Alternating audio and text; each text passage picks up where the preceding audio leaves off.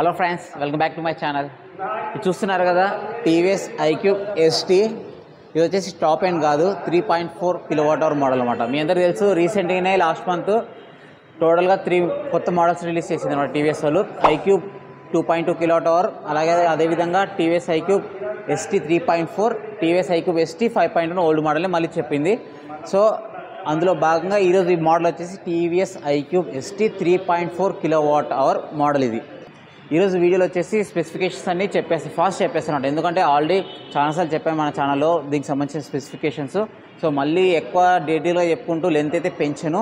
So ఇది కొనాలా లేదా, దీనికి ఈ ప్రైస్ సెగ్మెంట్లో ఏది కాంపిటీషన్ ఉంది, సో దీంతో పోలుస్తూ ఐక్యూబ్ ఎస్ తీసుకోవచ్చా లేదా, ఏం డిఫరెన్సెస్ ఉన్నాయి. టోటల్గా 3 డిఫరెన్సెస్ ఉన్నాయి అన్నమాట దీంట్లో వీళ్ళు ఇచ్చే ఎక్స్ట్రా అమౌంట్కి.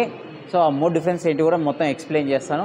వీడియోని ఎవరు కూడా దయచేసి స్కిప్ చేయకుండా లాస్ట్లో చూడండి. లాస్ట్లో ఏది కొనాలో కూడా చెప్తాను అన్నమాట దీంతో కంపేర్ చేస్తూ. సో వీడియో నచ్చితే లైక్ చేయండి, షేర్ చేయండి, మన ఛానల్ని సబ్స్క్రైబ్ చేయండి. Let's go friends. First price విషయానికి వస్తే ఆన్ రోడ్ ప్రైస్ కర్నూలులో 1,76,000 ఉందన్నమాట, 1,76,000 ఉంది. సో మీ ప్లేసెస్లో 1000 అటు ఇటు ఉండొచ్చు, అది మీరు చెక్ చేసుకోండి. And old model TVS iQube S price వచ్చేసి 1,65,000 ఉందన్నమాట. ఆ మోడల్కి ఈ మోడల్కి వచ్చేసి 11,000 డిఫరెన్స్ ఉంది. ఆ 11,000 రూపీస్ ఎక్స్ట్రా పెడితే మీకు ఏమి ఫీచర్స్ వస్తాయి ఈ మోడల్ వచ్చేసి ఎక్స్ప్లెయిన్ కూడా చేస్తాను అనమాట. సో టోటల్గా 3 వస్తాయని చెప్పాను కదా, అవి కూడా చెప్తాను ఎక్స్ప్లెయిన్ చేసేటప్పుడు. నెక్స్ట్ కలర్స్ విషయానికి వస్తే టోటల్గా దీంట్లో 4 కలర్స్ ఉన్నాయి ఆప్షన్. స్క్రీన్ మీద చూడండి, ఇమేజ్ వచ్చేస్తుంది. బ్యాటరీ విషయానికి వస్తే దీంట్లో కూడా సేమ్ 3.4 kWh బ్యాటరీ ఇచ్చారు ఫ్రెండ్స్.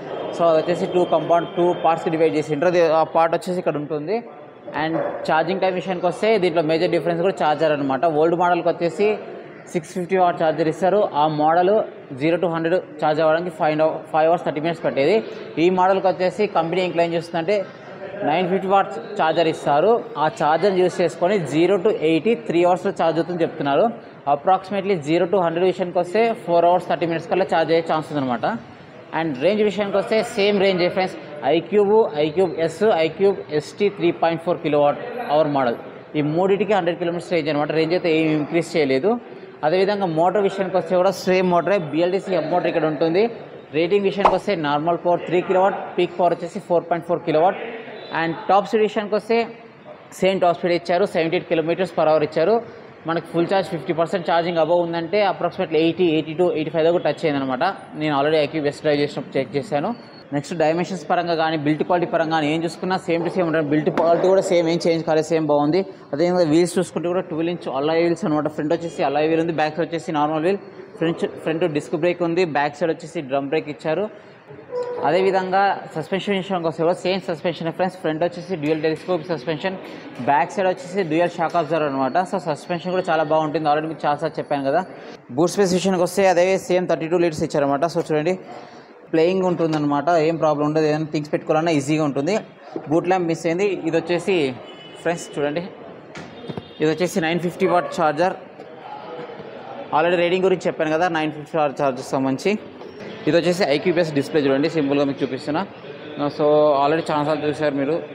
అదేవిధంగా సిట్టింగ్ కంఫర్ట్ కూడా ఏం చూసినా అన్నీ సేమ్ ఉంటాయి, ఏమైతే ప్రాబ్లం ఉండదు ఫ్రెండ్స్. నెక్స్ట్ వ్యారంటీ విషయానికి వస్తే వ్యారంటీ వచ్చేసి బ్యాటరీ అండ్ మోటార్కి వచ్చేసి 3 years లేదా 50,000 km ఇచ్చారు. అదేవిధంగా ఛార్జర్ అండ్ కంట్రోల్కి వచ్చేసి 3 years ఇచ్చారు ఫ్రెండ్స్. అండ్ నెక్స్ట్ ఇంకా మేజర్ డిఫరెన్స్ వచ్చేసి డిస్ప్లే ఫ్రెండ్స్. డిస్ప్లే కూడా చెప్తానండి.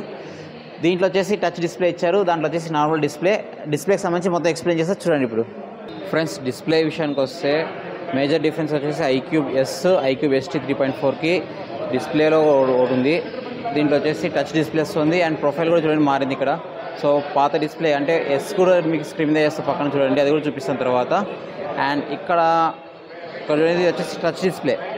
సో అక్కడ వచ్చేసి నార్మల్ డిస్ప్లే అనమాట ఐక్యూబ్ ఎస్లో. సో ఈ టచ్ సెట్టింగ్స్ బటన్ కనబడుతుంది కదా, సెట్టింగ్స్ క్లిక్ చేస్తే ఆప్షన్స్ వస్తాయి చూడండి. రెస్పాన్సివ్ అయితే ఫస్ట్ టైం క్లిక్ చేసినప్పుడు ఓకే స్లో ఉంది, కానీ తర్వాత బాగానే వర్క్ అవుతుంది మామూలు చూడండి ఇక. సో నెక్స్ట్ మళ్ళీ క్లిక్ చేసి వచ్చేస్తుంది. సో నార్మల్ ఇదంతా టచ్ రెస్పాన్స్ అనేది. సో జనరల్ సెట్టింగ్స్ క్లిక్ చేస్తే ఏమొస్తాయి, డిస్ప్లే సౌండ్ కానీ సంబంధించి, నెక్స్ట్ బ్లూటూత్ సెట్టింగ్స్ కానీ, ఆ తర్వాత వెహికల్కి సంబంధించి మొత్తం TPMS tyre pressure monitoring system, errors కానీ, నెక్స్ట్ ట్రిప్ కానీ, సాఫ్ట్వేర్ సంబంధించి కానీ అన్నీ ఉంటాయి అనమాట. నెక్స్ట్ ప్రైవసీకి సంబంధించి ఇంకాగ్నిటో ఆన్ ఆఫ్ సంబంధించి ఉంటుంది. అండ్ డాక్యుమెంట్స్ విషయానికి వస్తే టోటల్గా 3 డాక్యుమెంట్స్ పెట్టుకోవచ్చు అనమాట. లైసెన్స్, ఆర్సీ అండ్ ఇన్సూరెన్స్ అలా పెట్టుకోవచ్చు. అండ్ ప్రొఫైల్ విషయానికి వస్తే మీ ఫోటో నాకు తెలిసి రిజిస్ట్రేషన్ తర్వాత రావచ్చు అనుకుంటా, మీ ఫోటో పెట్టుకున్న ఆప్షన్ రావచ్చు అనుకుంటా, మీ డీటెయిల్స్ పెట్టుకోవచ్చు దీంట్లో. నెక్స్ట్ ఇక్కడ బ్యాటరీకి సంబంధించి దీంట్లో టోటల్గా 2 బ్యాటరీస్ అనేవి పెట్టింటారు అన్నమాట పక్క పక్కన. సో దానికి సంబంధించి హెల్త్ కండిషన్ ఇక్కడ చూపిస్తుంది చూడండి దీంట్లో. అండ్ ఇది డిస్ప్లేకి సంబంధించి. సో రెస్పాన్స్ అయితే పర్లేదు, బాగానే ఉంది, ఏం ప్రాబ్లం లేదు. అండ్ అదేవిధంగా జాయిస్టిక్ కూడా ఉంటుంది మీకు. సో దాంట్లో వచ్చిన జాయిస్టిక్ సో ఇక్కడ కూడా వస్తుంది. సో చూస్తున్నారు కదా. సో ఇది డిస్ప్లే విషయానికి వస్తే అదేవిధంగా మీకు సింపుల్ ఒక ఐడియా రావడం కోసం చూపిస్తున్నా ఫ్రెండ్స్. ఇది వచ్చేసి iQOO S డిస్ప్లే అనమాట. టచ్ డిస్ప్లే అయితే కాదు, ఇక్కడ ఏం ఆప్షన్స్ కూడా ఉండవు చూస్తున్నారు కదా. దీనికి డిఫరెన్స్ అదే అనమాట. సో ఇది జాయిస్టిక్తో ఆపరేట్ చేయాలి. సో ఆప్షన్స్ కూడా దీంట్లో డిఫరెంట్గా ఉన్నాయి చూడండి. సో ఇది డిఫరెన్స్.